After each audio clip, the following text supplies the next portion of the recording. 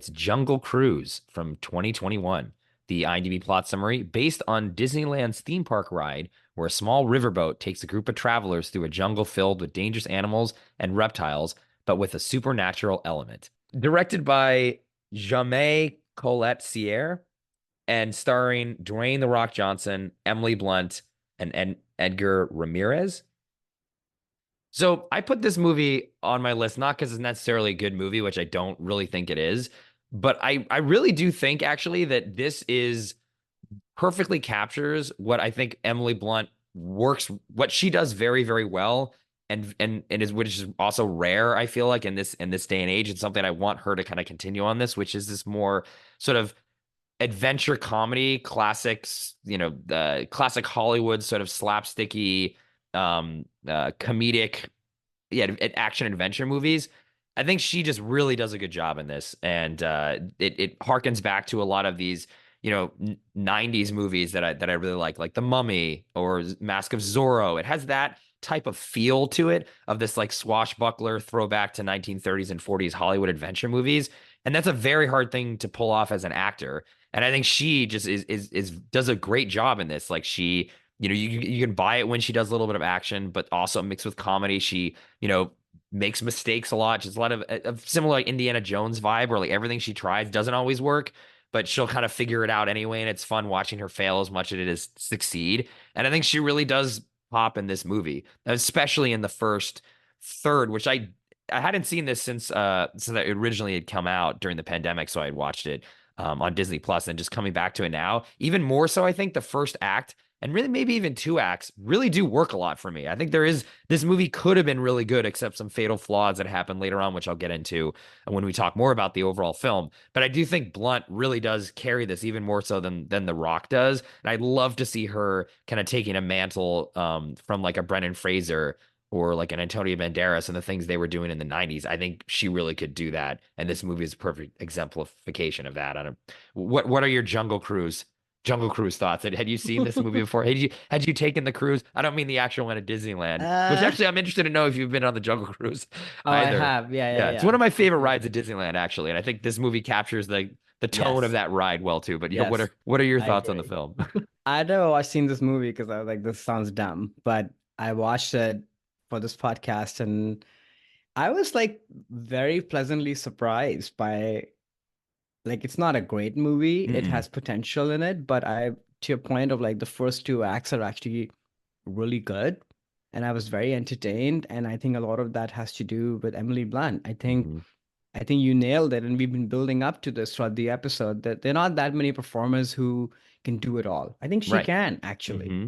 She's a dramatic actress, she's a comedic actress, she's physical, she looks great, she's always committed, understands the kind of movie. She's very intelligent, but also very charming and witty, and those are the qualities you need in in a character in a movie like this that you're talking about. The 90s sort of adventure movies, but also she kind of reminds me of Claudette Colbert kind of Mm. performers as well, like from way back when of the 40s movies of like somebody who's charming and smart, but also kind of slapsticky and Right. funny. And you said it very well. You enjoy watching them fail and succeed. And that's all there in this movie. But this movie, once again, the movie starts as her being the lead, and then at some point that's no longer the case. Right. And I was Right. like, why is this happening again? Why are Well, we right. once again? I mean, we know why, It's The but Rock. in Yeah. her, yeah, exactly. In her career, like this keeps happening, I think, where she sort of starts off great, but then ends up becoming the supporting part in the movie. And she's barely there in the third act. Right, and that's I think the problem I have with this movie is when it turns into more of a supernatural kind of Pirates of the Caribbean Exactly. ripoff out of nowhere, unnecessary. We don't need all Totally. these CGI ancient, Oh, Spanish guys like they're it's B then snakes and now or something. things. And yeah, It just I immediately sort of get bored with it, and I think also that's when Emily kind of disappears from the film a little bit, to your point, and it becomes more of just this rock vehicle. And I don't think he really works that well in this movie per se. Like he's a huge man. yeah. And I just the physical comedy and the slapstick with him can work in certain circumstances. I've loved The Rock since the 90s when he was a wrestler. but I don't think he works in this. And while they have decent chemistry together, I feel Mm-hmm. like other actor, maybe like a Hugh Jackman or Antonio Banderas or something would have been much more suited for this and not taken over the movie so much towards the end. I think he kind of pulls the movie down, honestly. Yeah, I He's a agree. rock that pulls this rock is sinking the ship a little bit in this. Though, like I said too, there's story problems with it as well. But I think she does a great job. And as we're talking about this too, and you mentioned these other older actresses, older not like age-wise, but in terms Mm-hmm. of in time period, it also made me think too that I think Emily Blunt can work in this type of movie, but set in the past. And Mm-hmm. it's hard sometimes with actors where you feel like they would never have existed in like the 20s. Like just looking at them, you're like, okay, they can't, like a Sandra Bullock, who I love. You put her in this movie, and it's like, okay, I don't believe that she existed, back Yeah, in the 20s. It's just I don't. Whereas Emily Blunt, she can work in these in situations. And you're all okay, time yeah, periods, she's really. all time period. She could work in every time period. And I think that's important for this type of movie too, that is more of a throwback to this time. They kind of have to be period pieces, like a Pirates or a Mask of Zorro, or even Right. Indiana Jones. Like they're all set in the past because that type of swashbuckly adventure action comedy, it's harder to do that in present day, just with the technology and the weapons and more of a sense of danger that doesn't make it as funny.